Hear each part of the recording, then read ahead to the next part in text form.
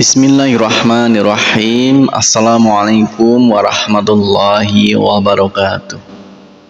Saudaraku seiman yang dirahmati Allah, kali ini kita akan membahas keutamaan membaca Al-Quran dan mempelajarinya.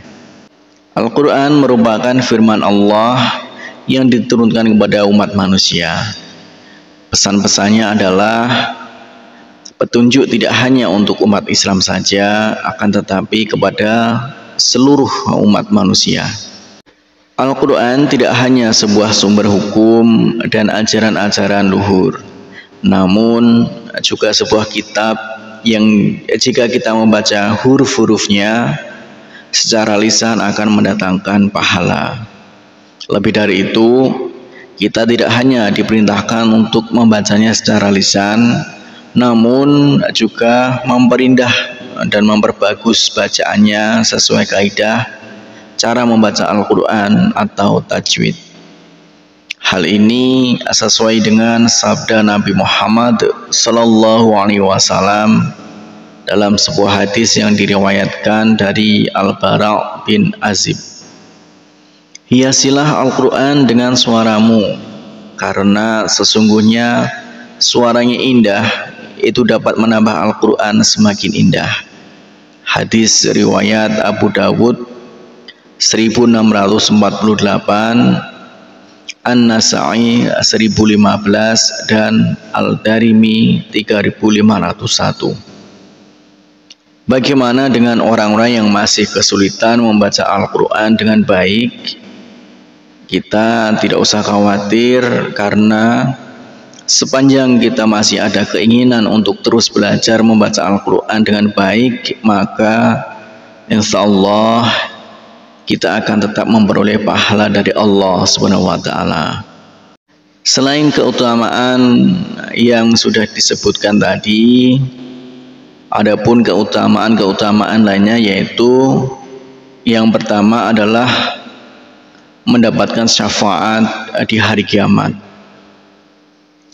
Di hari ketika amal perbuatan manusia ditimbang di hadapan Allah dan akhir setiap orang ditentukan apakah mereka masuk surga atau masuk neraka, maka tidak ada yang lebih kita harapkan selain pertolongan atau syafaat dari Allah.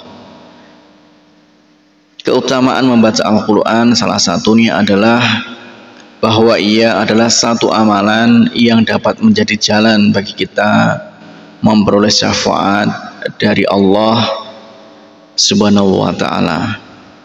Dalam hadis riwayat Imam Ahmad, Nabi Muhammad SAW memerintahkan kita untuk membaca Al-Quran, karena Al-Quran adalah yang bisa atau yang akan datang di hari kiamat untuk memberikan syafaat kepada pembaca dan pengamalnya.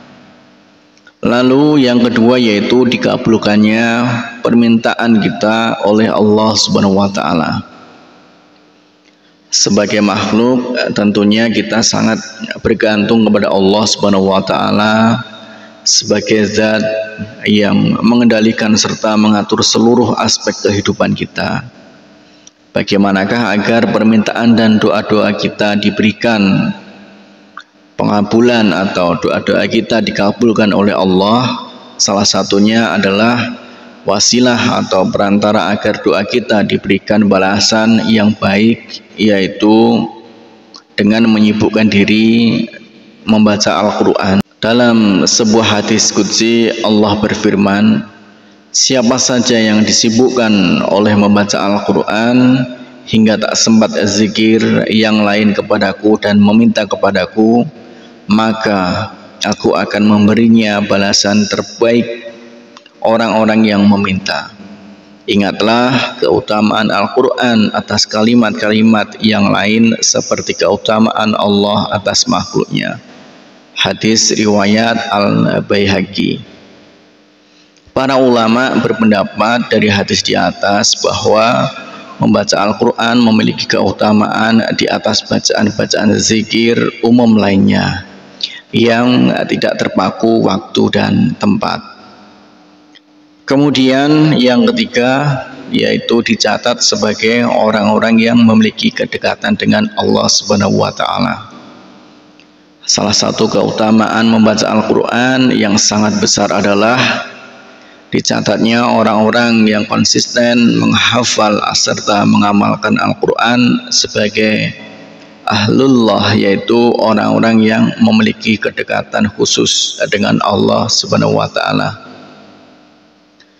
Sesungguhnya Allah mempunyai keluarga di antara manusia. Para sahabat bertanya, siapakah mereka ya Rasulullah? Rasul lalu menjawab, para ahli Al-Quran. Merekalah keluarga Allah dan hamba pilihannya.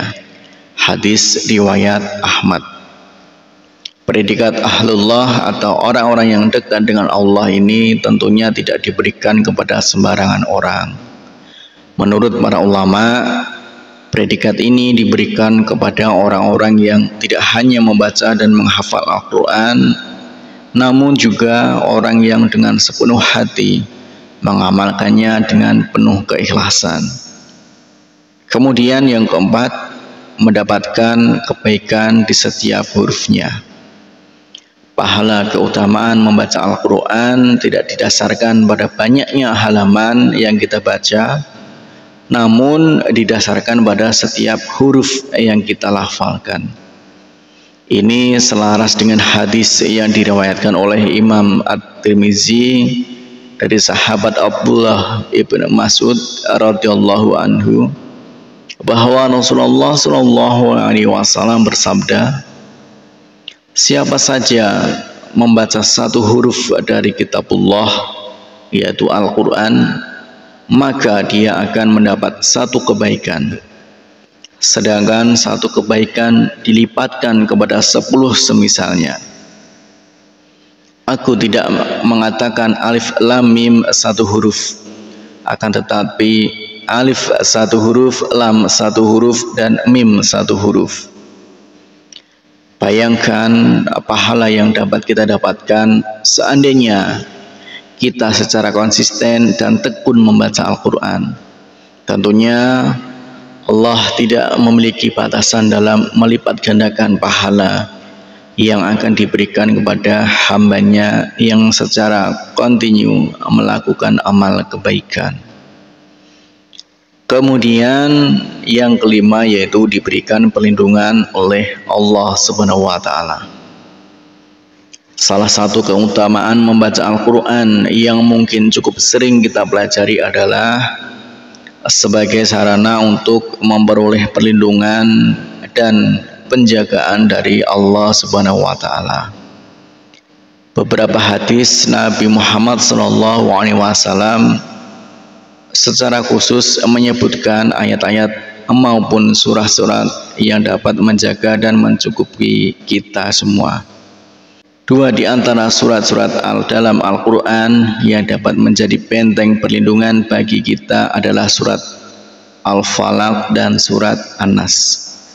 Dalam hadis yang diriwayatkan oleh Imam Bukhari dan Imam Muslim dari sahabat Abu Sa'id Al-Khudri radhiyallahu an disebutkan bahwa Rasulullah SAW tadinya selalu memohon perlindungan Allah dari gangguan setan dan pandangan manusia dengan membaca doa-doa tertentu.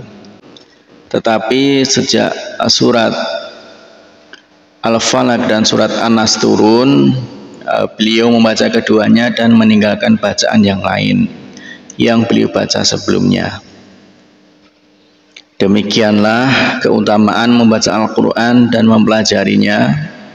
Harapan dan doa saya untuk saudaraku semua, semoga saudaraku semua diberikan kesehatan oleh Allah, dimudahkan segala urusan, dilapangkan segala rezekinya, diampuni segala dosanya.